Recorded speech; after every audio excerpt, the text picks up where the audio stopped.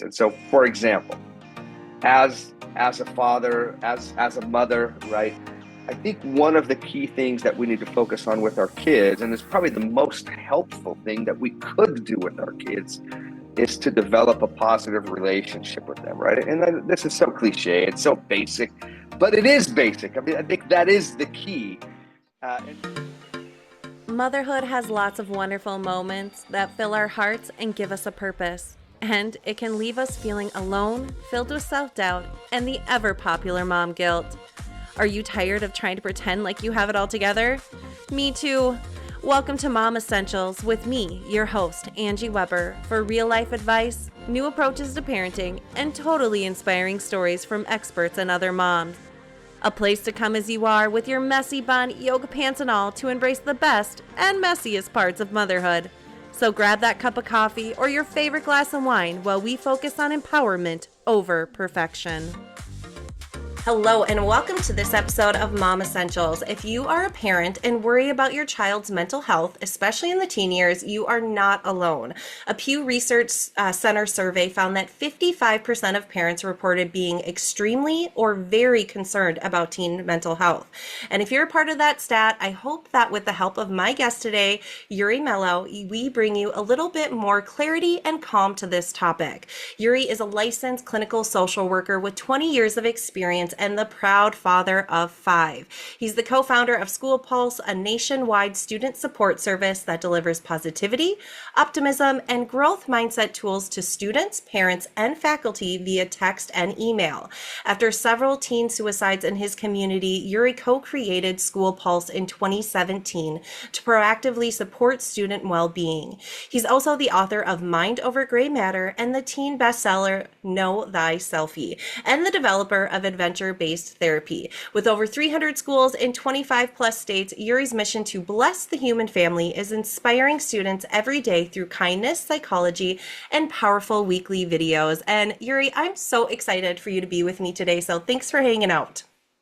I love it, Angie. Thank you so much for having me come. Just what a fabulous location. Look at your beautiful plants. I just saw your cat roaming around. This is going to be a fabulous episode. So thanks for having me on and for the nice intro. That's very kind. Absolutely. I am excited about this as well because, of course, we know that mental health issues are a real thing. I always say, I think that the pandemic gave us a little bit more insight and more awareness and more of a stage for us to talk about mental health. However, I think we still have a long ways to go. And of course, there are lots of studies out there, which I'm sure we'll get into, the whole Sure. thing about teens and kids, mental health issues rising and things like that. But I think it's just such an important subject because again, as parents, we might not have went through the same thing, but the world's a lot different now than it was when we were teens. And so I'm really excited to have this conversation, but I would love for you to start out. I mean, I shared a little bit. Obviously, you were inspired Sure. by what was happening in your community, but can you share a little bit more of your journey why you're so passionate about developing School Pulse? Hey, absolutely.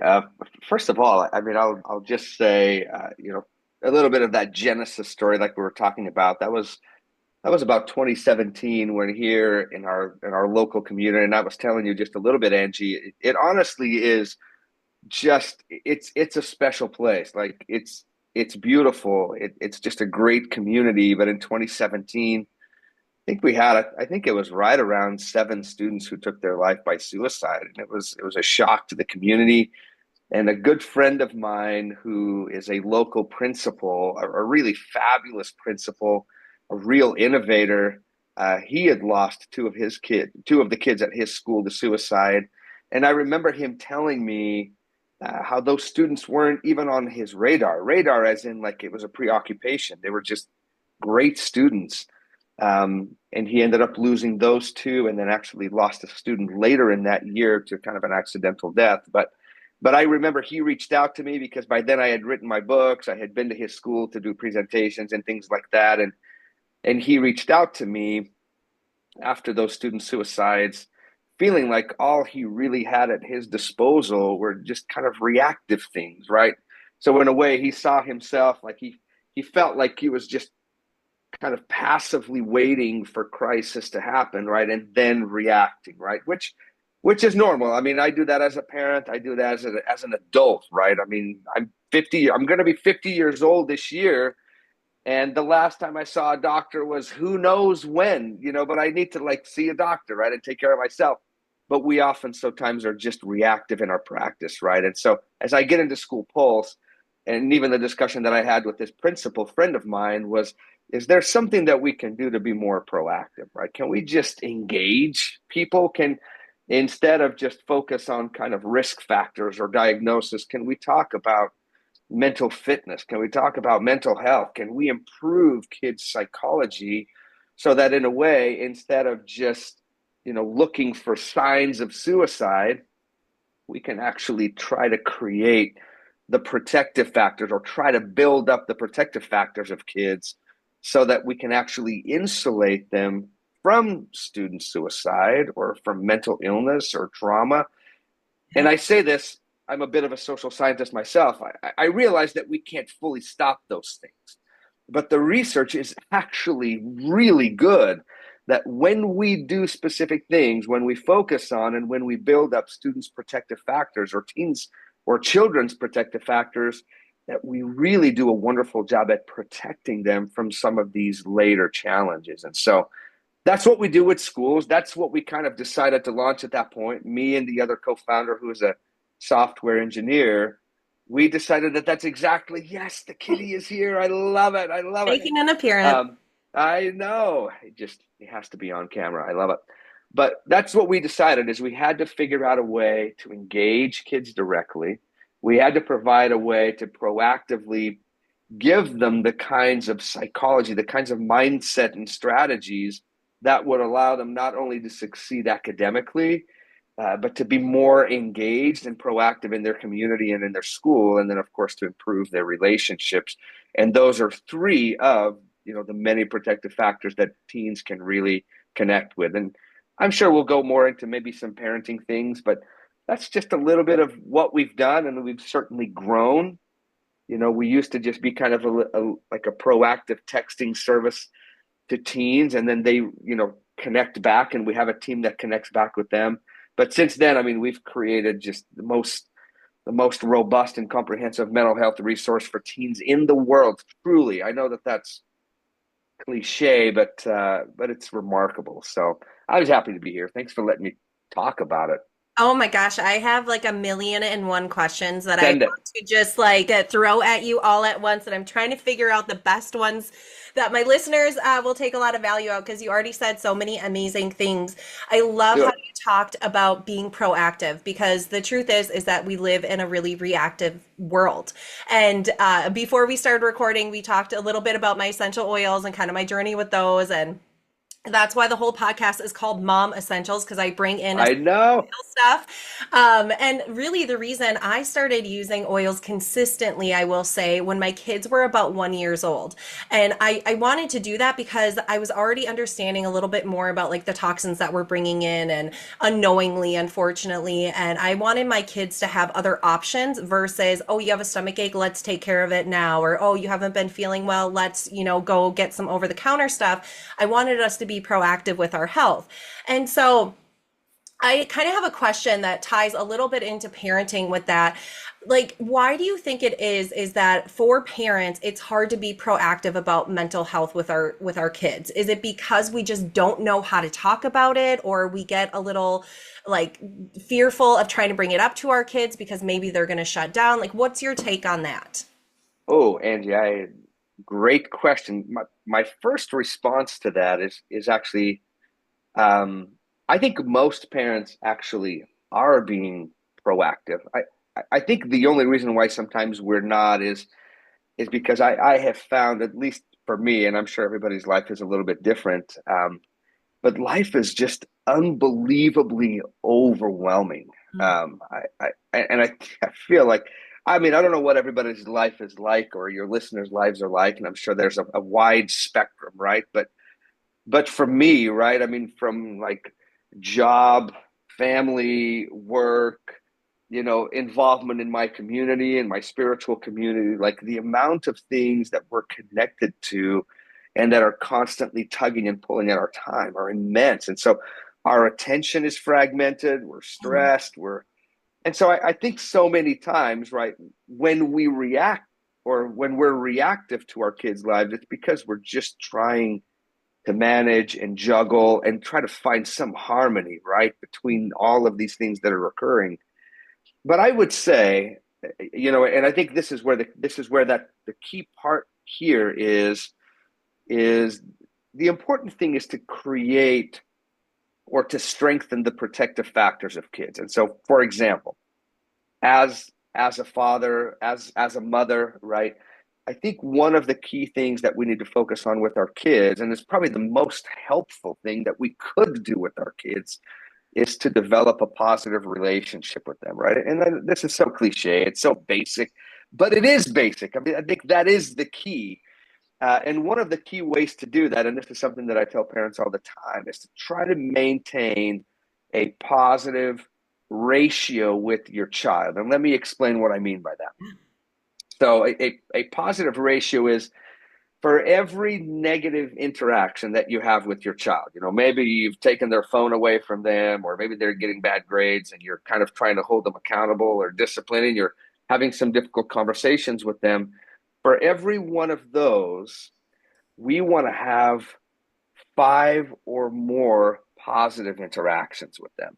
So that's that kind of ratio that we want to maintain. And by the way, this isn't just like a tip for your relationship with your child. This is really a tip with your spouse as well, probably with the people that you work with as well. Make sure that the ratios in your relationships are always on the positive.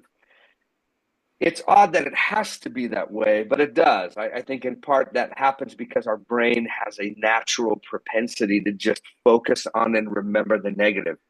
Our brain is a survivalistic organ, and so it just remembers pain and suffering and challenge better than it does some of the good memories or the positive times.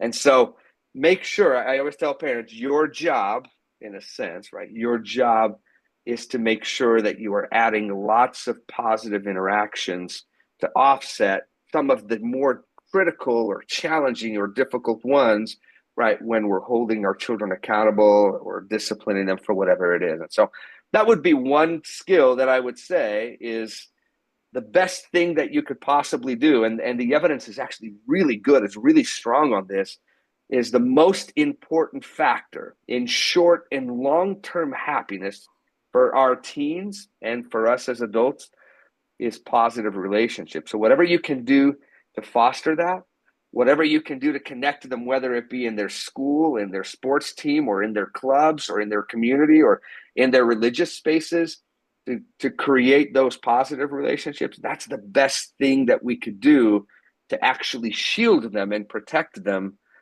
from some of those struggles that could happen in the future, all the way from just overall sadness, loneliness, depression, anxiety, all the way to suicide, right? Those are really key essential pieces. Yeah, and as you said, it's so simple, right? Like we hear it and Yeah. we're like, "Oh, that's Oh, easy to I know. do." And we have really busy lives. We just got done with summer. Things get really chaotic. We get busy, and then all of a sudden we look back and we're like, "Oh, when is the last time that I had intentional time with my family or spent time with my kids, one on one?" I have twins, and so, Oh, love it. they've always been here together. I mean, they're boy and girl, so they are vastly different, as is every child, but they're very similar in some ways. And so during the summer, I always make sure to plan a day date with each of them. Like this one-on-one time. And I'll tell you, like, it was hard to fit it in, which seems wild to me. But all of a sudden there we were at the end of the school or at the end of the summer, and I was like, "Oh my gosh, we haven't done our day date yet. Like we have to get this in because it's not about necessarily going and doing the activities that we did, but it's about that spending that quality time and being able to have that one-on-one interaction with them." And that's really why I created my family planner too, is because so often we're kind of just like running around with chickens with our heads cut off, and we don't spend that intentional time, even 15 minutes, which can drastically reduce overwhelm in homes when you get everyone on the same page. So obviously I agree with you totally. Like life is just so busy, but we Yeah. need to create that positive reinforcement and those positive interactions. And I think I haven't heard about it for a while, but there's like the love bank. Is that what it was? Oh, Where yeah. like make sure you're putting in more than you're taking out. Like every time you take a withdrawal from like your love bank, you need to make sure to fill it back up. And I feel like that's kind of what you're talking about too. We all have these little like love banks that need to be filled, and if we're not, adding into them, eventually they're going to get depleted, and that's where connection really breaks down in our relationships. Yeah, I think it was Stephen Covey in his Seven Habits of Highly Effective People, which is kind of a, it's kind of a mental health, maybe it's like more of a leadership or kind of classic, but he talked about the emotional bank account, right? Which is kind of what you're describing, right? And so that's part of the deal, right? Is just make sure that your account is in the black, right? Because when we have those withdrawals, right, and kind of those difficult times, right, we want to make sure that we're not going into the red with them, and that's how we build, right? We build through those positive activities, those good, sometimes good structured activities, and also really good unstructured activities. Whether we're just playing a card game with them or we're jumping on the Wii with them and playing Wii golf or whatever it is, utilizing those connections as connectors is really really essential. I've got a couple of other tips that I'll just kind of throw Yeah. out that are maybe a little bit more practical and that maybe can allow us to create some of those positive ratios. One of them, and I'm sure that you do this, and most people try, and I recognize that it doesn't always work, but the evidence is also super strong that connects just family dinner. And if dinner doesn't work for your family, whether it's family lunch or family breakfast or late night snack, whatever it is, but whatever you can do to sit with your family, whether it's kind of at a planned meal or not, or whether you guys are all getting together and washing the dishes or whatever it is, that's really important time. Once again, that not only fosters those positive relationships, but also gets you working, laughing, and just kind of being together. So that's a really important one. One that I like to do specifically for me in my family is I like to end and start the day well. That's a really important piece for me. And so whenever I see my children and certainly my wife as well, like it's just think of it like creating a momentum, right? And so when you begin your day, and sometimes mornings can be challenging, right? And maybe more difficult for some than others. But I would say just if you can find a way to begin your day with your children, just enthusiastically, in a friendly manner, like positively, right? Even when we're dealing with some adolescents that are just, they look like zombies, walking out of their room, and your enthusiasm will just annoy the heck out of them. Even then, I would say make sure you start your day well with them. Mhm. And then, when possible, end it well, especially if there have been some late night or afternoon disagreements or there's been pressure, put because the kid is late with his homework or his grades are low or maybe some other thing. Whenever you can find a little bit of space, right? And whenever you can find maybe time when they've calmed down a little bit, go and repair. Like repairing is one of those skills that we as parents, as spouses, have to become incredibly good at. Be good at repairing, and one more thing: be good at accepting a repair. Mhm. So when somebody tries to repair with you, just go with it instead of putting up more boundaries or, well, that's what you said last time, and then we put all of these blocks to kind of helping relationships heal a little bit. So those are my suggestions. Start and end your day well. Find a meal to have with your kids and fill your life with these positive interactions that will build up that emotional bank account that you were talking about, Angie. Yeah, and I think the repair piece is so important. And part of my CALM approach, the A stands for awareness and accountability. And when I say accountability, there's kind of a few different avenues in that. One is that consequences are a real thing, and it's important to teach our children that every choice has a consequence, whether it's good or bad, as long as the negative consequence or maybe the not so good one is correlated to the behavior. So, like the punishment has to fit the crime. Yeah, Otherwise, there's going to be a lot of power struggles. yeah, But also that accountability of, we really need to make sure that as adults, we're modeling proper behavior when we try to repair, and that we are not too prideful to go to our kids and say, I'm really sorry that I yelled. You did not deserve that. Next time, I'm going to try take a couple deep breaths. Like, we have to model it for our kids too, not just tell them, hey, go say sorry to so and so because you did something, but show them what an authentic, true apology and repair looks like. Because we talk about with our kids all the time, we're like, we all live in a house together. It is very normal that we are going to get on each other's nerves. Like, we're not always going to get along, and you're going to get annoyed with your brother and she's going to get annoyed with you, and yada yada. And it's what happens, but we need to make sure that we're developing those skills for our children to understand how to deal with those kind of conflicts, and also, again, like you said, go back and repair. So I love Angie, all those. I think this world needs a humility movement. I'm telling you, and I love what you're talking about.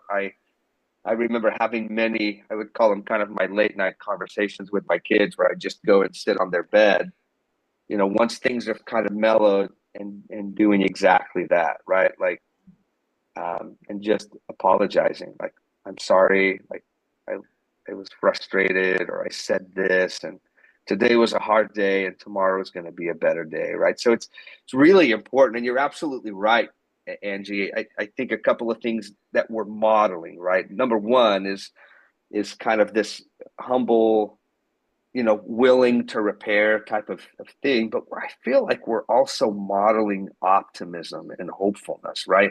When we're saying, like, hey, today was difficult, tomorrow is going to be better, Yeah. right? And I think children are so much more willing, probably, than we are to just repair quickly. Yeah. And we sometimes tend to be a little bit sticky, right? Meaning we hold on to those things for whatever reason. Like, maybe we think we need to hold on to them, or but uh, but I think that that's something we can certainly learn from them, is they're willing, especially at really young ages. Man, kids are like, they flip off and they're on to the next one. But as we get older, sometimes we hold on to some of our bitterness and make life miserable for ourselves. But anyways, Yeah, I mean, that's why I always say, through my business, I say that I work with the parents directly, not with the kids, because we have to rewire a lot of the things that we grew up with and these messages that we have taken with us, and we're pretty stubborn sometimes. So it takes us a while to change our behavior, and we can't expect our children to understand how to deal with their emotions or to regulate them or to properly repair a situation if we're not showing them. So my whole goal in my calm approach, the M stands for mindful yes, modeling. And I always say my goal is to change the saying of do as I say, not as I do, to do as I do. Because again, our kids are watching us all of the time, even when we don't want to. And my husband's picking up on that a lot more in these last couple of years, because he used to get very frustrated and had the like more like, hey, I'm your parent, you listen to what I say. And now we can kind of sit back and be like, oh, yeah, I yeah. know where they pick that up from. That's me. Yep. Okay, that's something I have to work on and, do better about. So, absolutely. Oh my gosh. Okay, Yuri, we've talked about so much already, and I love where the conversation is going, but I definitely want to get to School Pulse, and I want to talk Great. more about how it works. And I want to talk about this type of relationship with, children and technology, because that is the vehicle that you're providing this support. But I know a lot of parents are concerned that, well, my kid is always in their screen or they're always on their phone. And is that going to be harmful to them as well? Fabulous question. I think you're talking about, I think, what is now very clear evidence, right? Well, I think it's highly convincing, seems to be well connected evidence that points to this incredible advance of technology over the past decade, and the increasing number of kids, right, who are reporting feeling suicidally depressed, lonely, disconnected, um, persistently sad. It's amazing. It seems to be, and it has now for a little while. I mean, I think our Surgeon General said a couple of years ago, right? The, the teen mental health crisis is the defining crisis of our time, and I think that those numbers are real. I mean, we see them. I see them all the time in the schools that we serve, where we're at. The principals and the counselors that I speak to, the thousands of them.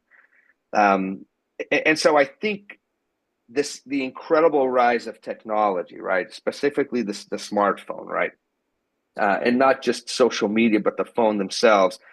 Heard a brilliant quote. I can't remember her name, but she said one of the challenges with our children right now is that our children are consistently or persistently elsewhere, Mm, right? So meaning the moment that we enter these little instruments, right, that are just so magnificent, right? I mean, they're incredible, they're persuasive, they're beautiful, like, and when we enter that, right, we end up kind of disconnecting from this other thing. Even when we're watching TV, like I'm watching TV with my kids, right? And we're watching a movie or some show. And I would say that half of them are kind of on the corner of the couch on their phone, kind of looking through their own things. And even then, right? So they're constantly, their attention is consistently fragmented and pulled in lots of different directions with all the notifications. I sometimes joke and say, man, it's hard enough to deal or to live with one brain. And now we're literally living with two. Like we yeah. have two brains that are constantly plugging or tugging Yeah. at kind of our mind, right? And it's very, very challenging. So, what we do specifically with School Pulse, number one, I guess I tend to subscribe to a kind of psychology, right? Kind of cognitive behavioral strategies that believes that our psychology is everything, right? The way that we interpret the events in our lives matter more than the events themselves, right? And so my goal is to provide these incredible youth that I just get hyped around them. Like walking into a middle school or a high school is just incredible. The intensity that you feel when you walk into an environment like that is incredible.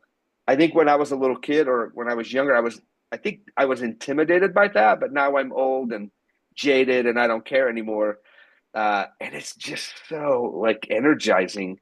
And my goal is to just deliver these incredible tools Yeah. that will help these children develop an extraordinary mindset that will allow them to be overall successful, right? Whether it be academically, socially, in their relationships, etc. We happen to deliver, we kind of have a suite of services. We happen to deliver some of our support directly to students via text. Mhm. So, and you can actually kind of see this little QR code. We actually put QR codes throughout the schools, and the kids just walk up and they scan that, and they literally just get a text that says, "Hey, welcome to School Pulse." And then we text students every Tuesday and every Friday. Every Tuesday, we deliver one of our evidence based student success videos. And then on Friday, we deliver more proactive messages that are encouraging Yeah. and kind of evidence based. And when students want to engage with a trained professional and paraprofessional, they can connect with our team. So the reason why we offer this to schools is because schools kind of have a mandate to provide suicide prevention and social and emotional learning or psychological skills that can help them to succeed. And so we provide a tool for schools and obviously for students and parents for them to be proactively receiving this goodness, Yeah. right? And then to provide a live place where they can engage, whether they just want to celebrate the good in their life, which is about 80% of our messages with students. They're just doing fabulous. And we want to promote that, right? And then, of course, 20 to 25% of our engagement with lives with students, are students who themselves are, they're actively suicidal or they're struggling in their relationships or their parents have divorced or they lost their grandparent or they're dealing with self-harm or grief. I mean, anything you can imagine, right? Physical abuse, sexual abuse, substance abuse, anything that you can imagine. And our goal is to just provide these fabulous tools, a kind, enthusiastic, and gentle listening ear. And then, of course, our priority is always how do we connect this child to their primary network, which is, of course, their parent or guardians or whoever's caring for them, or to the professionals at their school. And we've done thousands and thousands of interventions with students from all over this country from anything that you can imagine, right? All the way to just being stressed and having a difficult time in school, to students who are considering taking their lives, to students who have homicidal ideation, and we're just providing a gentle voice, a kind voice Yeah. that just is providing some resources and redirecting them towards the relationships where they are. Because once again, that is the number one protective factor. We want to strengthen those connections where they are. Like that's what we do. So that's one of the things that we do. We also have fabulous email campaigns that we send to every single parent because we want parents to have access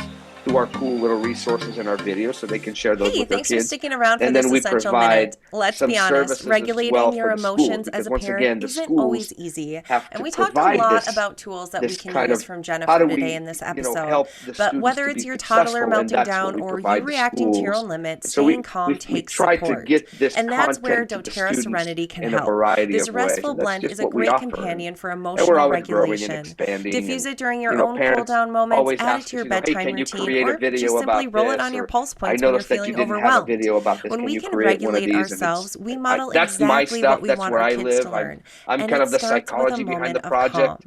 Now, if you want to add And serenity I'll to your share own a couple of the toolbox, check links. out the show One of notes for them the with our link. mental health Happy resource, oiling! and Thank you for all of our listening to today's videos that episode your of parents Mom that you can Essentials. look I would at, love to that you hear can from listen, you. that you can Please leave share a with your review or kids. contact me through my They're website, short, they're not cringy, theparenttoolbox.info, they're or packed with follow me on excitement. I Instagram think you'll at be very pleased, all the theparenttoolbox. way from, how do I make a friend? How do I become a better test taker? To how do I deal with sadness or loneliness? Or how do I become, how do I feel more motivated or encouraged? Or so I think you'll find something that will match the needs of your kid, all the way from just how do I become a better student, a better human, to how do I deal with some real struggles. So we try to make sure that we reach the entire spectrum.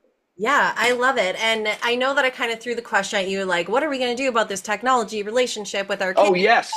But you really have found a way to deliver this information in a way that teens can relate, because honestly, Yeah. like, their phones typically are their lives because that is how they communicate with their friends, especially for those kids who went through the pandemic and all of a sudden they were stripped away from their friends. The only way to still talk to them was through technology because they all of a sudden got sent home and couldn't be around their friends anymore, and then maybe they couldn't go over to their house depending on what their family did during that time. And I think it's really important that there are a lot of different statistics, and this is, I guess, my personal opinion. Sure.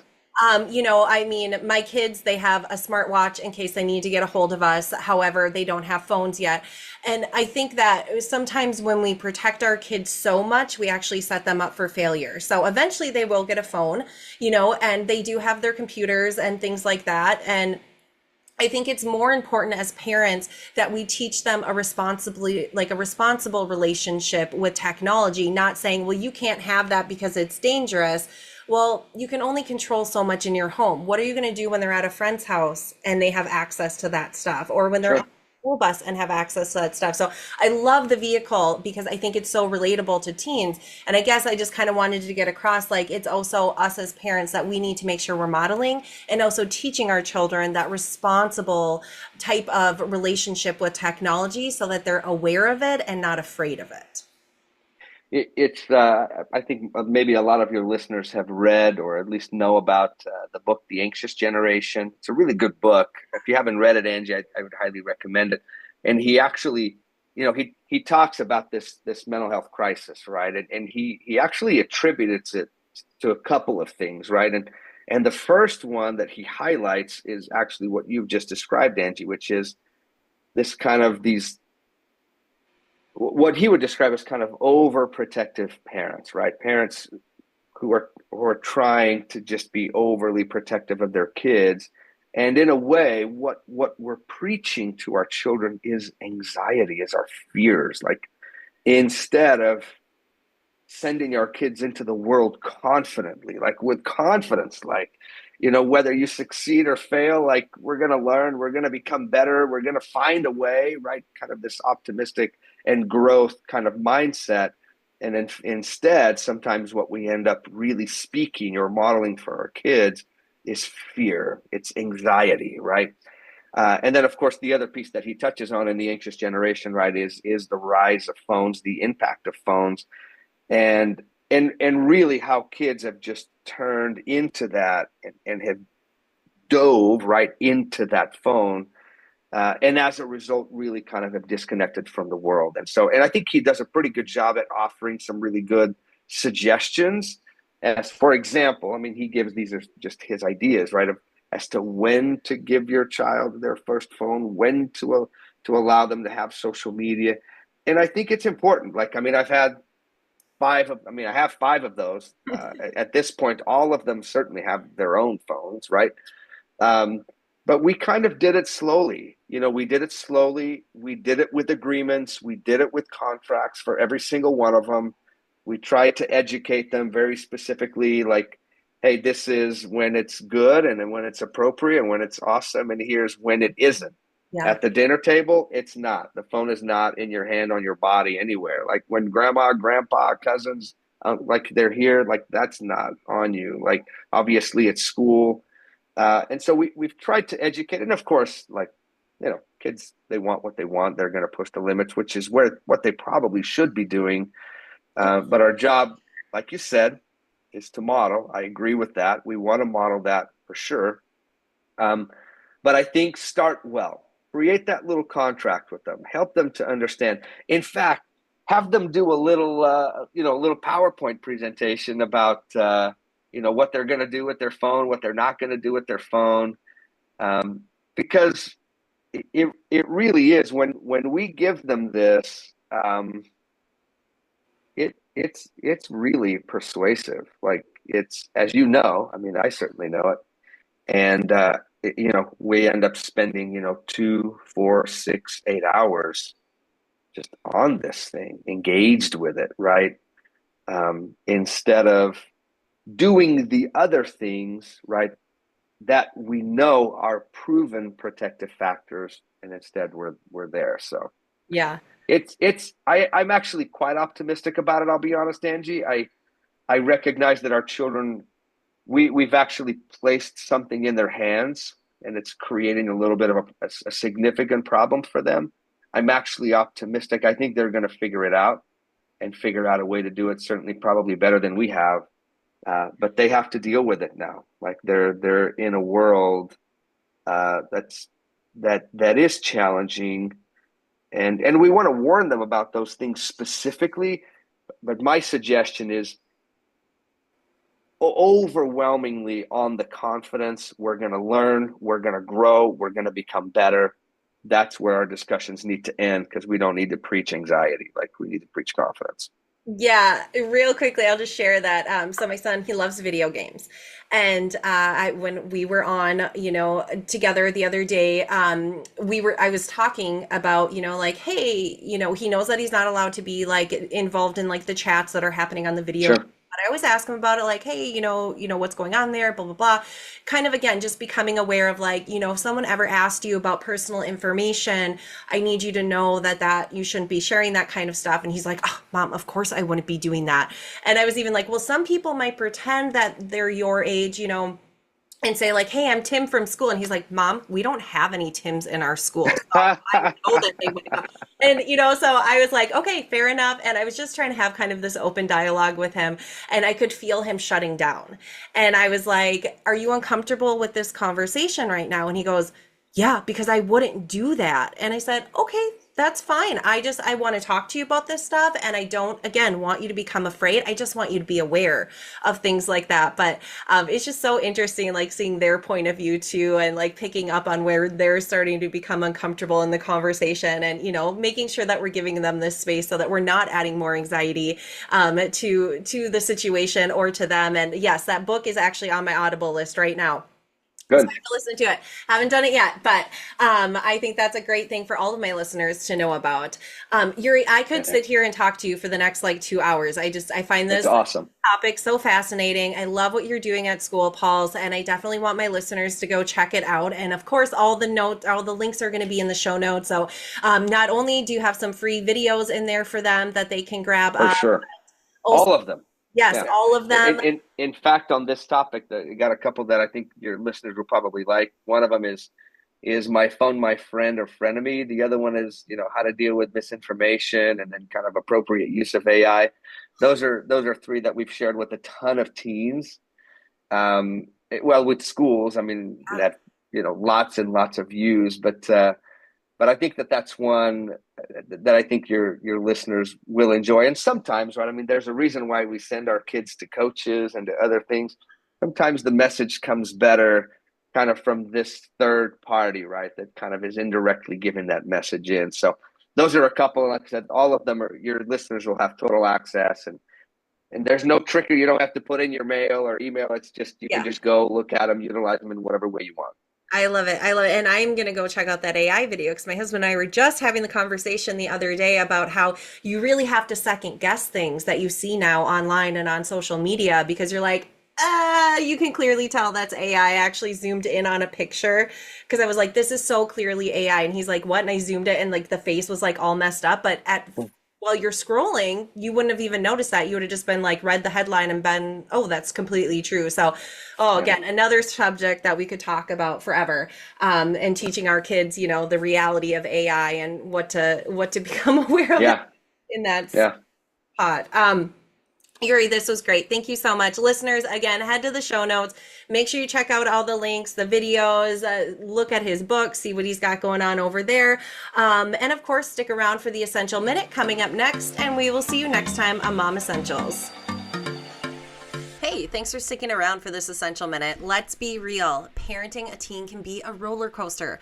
1 minute you're bonding, the next you're trying to figure out where it all went sideways. Between emotions running high and the digital world moving quite fast, staying calm and connected takes serious effort. That's why I want to share about Adaptive. It is a game changer. This blend was created to support emotional regulation, especially during high stress moments, like a difficult conversation with your teen or when you feel like you're failing. But P.S., you're not. So you can use this by diffusing it during tense family moments, apply it to your wrist or neck before school pickup, keep in the roller of your bag for a quick reset, and of course, your teens can use it the same way. Because when you're calm, you can co-regulate, and that's where the trust really starts. If you want to learn more about this, head to the show notes to get more information and add it to your parenting toolbox. Happy oiling! Thank you for listening to today's episode of Mom Essentials. I would love to hear from you. Please leave a review or contact me through my website, theparenttoolbox.info, or follow me on Instagram at theparenttoolbox.